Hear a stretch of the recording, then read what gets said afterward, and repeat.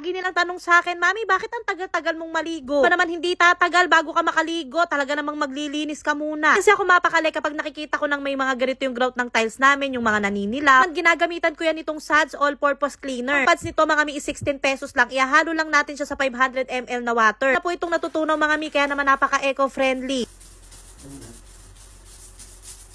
Kalaking tulong nito sa mga grout ng tiles namin mga mima ko. Kitang-kita nyo naman, natanggal talaga nyo yung mga naninikit na dumi. Alam po siguro kapag sobrang tagal na at nagmantsa na, hindi na po talaga matatanggal yun. Tulad ditong sa pinakailalim ng bowl namin, tingnan nyo mga mi, sobrang naninilaw. Yan, kita nyo yung difference. Ayan o, tingnan nyo yung paninilaw. Ayan o, ayan o.